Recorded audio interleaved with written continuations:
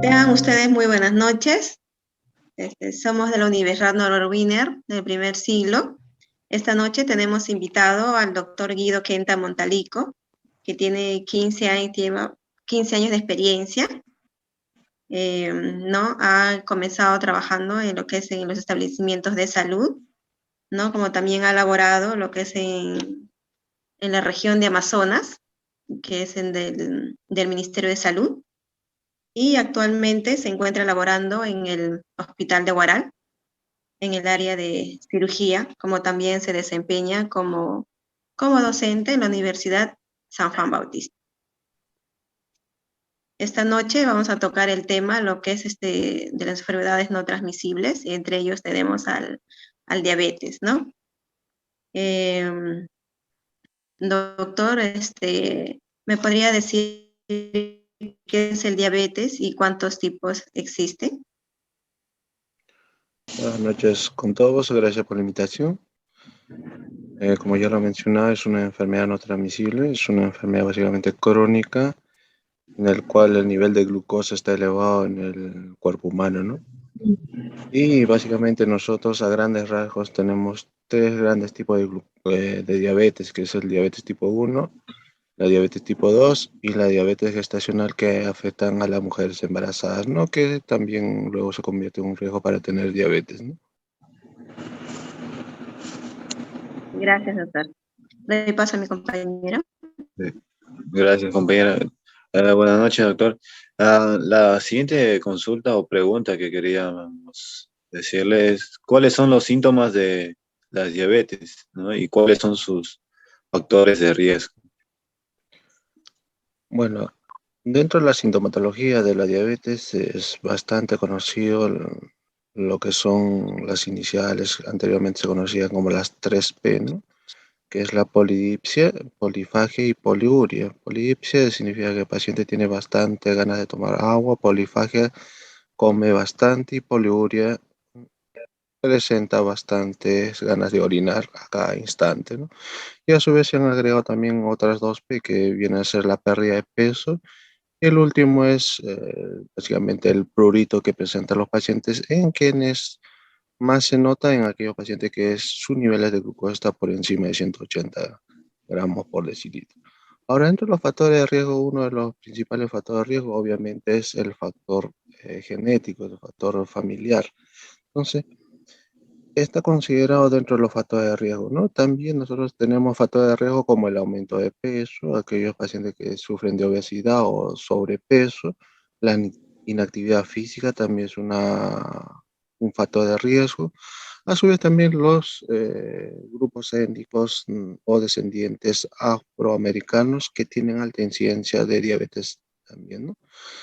La edad puede presentarse a cualquier edad, generalmente aquellos adultos que tengan una vida sedentaria o factores de riesgo familiares, generalmente sufren al final de riesgo de diabetes. La gestación de por sí ya es un riesgo, además de tener la diabetes gestacional que desaparece al término de la gestación, pero a su vez esta diabetes gestacional al final es un riesgo para tener diabetes, ¿no? Y también hay algunas enfermedades crónicas no transmisibles como la hipertensión, que también es un factor de riesgo para diabetes. Gracias, doctor. Gracias.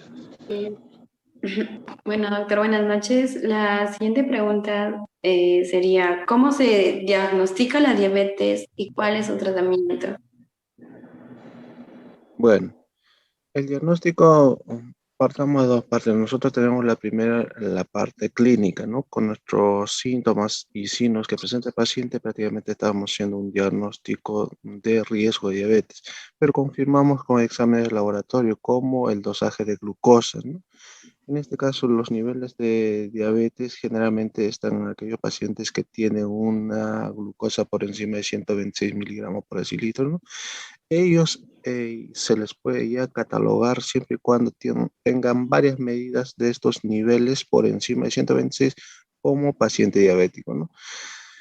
El objetivo del tratamiento básicamente es controlar los niveles de glucosa en sangre. Y estos se controlan básicamente mediante medicamentos, ya sea esto que el paciente tenga que tomar de forma constante vía oral o también a base de insulina.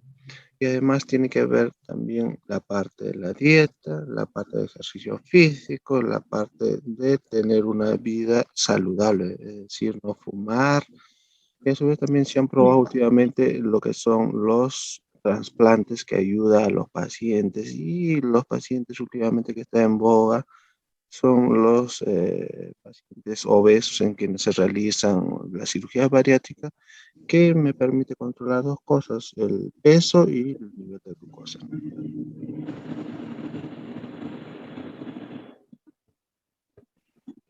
Doctor, Gracias. buenas noches. También quería preguntarle cuáles son las complicaciones de la diabetes y cómo puedo prevenirla, ¿no? Bueno, entonces nosotros dentro de las complicaciones de diabetes podemos catalogar en dos grandes grupos, en aquellos que tengan lesiones a nivel microvascular y aquellos que tengan lesiones a nivel macrovascular. A grandes rasgos, decirlo básicamente a nivel, por ejemplo, de los ojos, nosotros presentamos la retinopatía diabética, que es una complicación microvascular. A nivel renal, la nefropatía diabética. A nivel de las extremidades, la neuropatía periférica, son riesgos que tienen estos pacientes diabéticos. A nivel macrovascular, a nivel ya de grandes vasos, a nivel cerebral, estos pacientes tienen alto riesgo de presentar enfermedades cerebrovasculares. A nivel cardíaco, enfermedades cardíacas. A nivel de extremidades, llegan inclusive a tener el pie diabético, que termina al final en amputaciones en la mayoría de los casos en nuestra región, ¿no?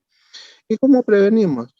Ya se los había dicho, y si yo tengo el antecedente, el factor familiar que tienen diabetes, entonces el objetivo es que yo no tenga sobrepeso o disminuya mi peso, tener una alimentación saludable, tener un peso adecuado, hacer ejercicios de forma constante y evitar consumir azúcares refinados, que también son en estos casos factores de riesgo, ¿no? Y eso es también tener una vida saludable, como el no fumar, no beber bebidas alcohólicas, que también nos permiten tener el riesgo de diabetes, ¿no?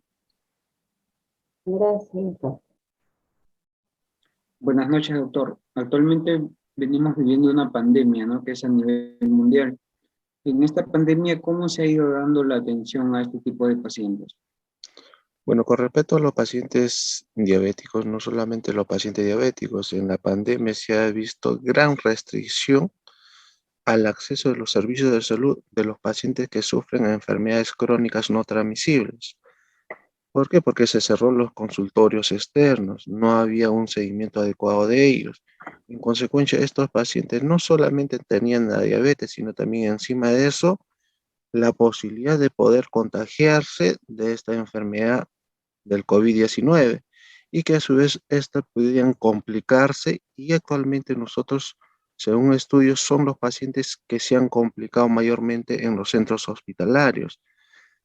Luego de la primera, segunda ola que tuvimos a nivel nacional, a nivel de la tercera ola ya comenzó a aperturarse los consultorios externos, con lo cual los pacientes ya pudieran acceder a los servicios en los hospitales, pero a su vez también durante la pandemia estos pacientes no accedían a los medicamentos que ellos consumían.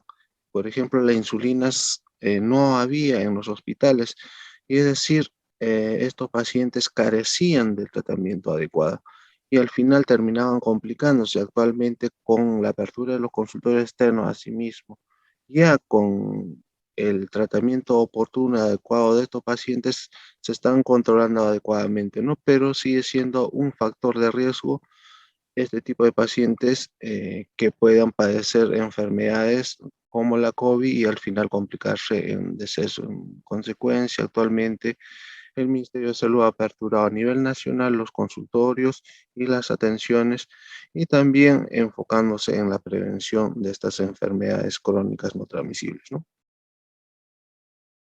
Muchas gracias, doctor. Una buenísima información.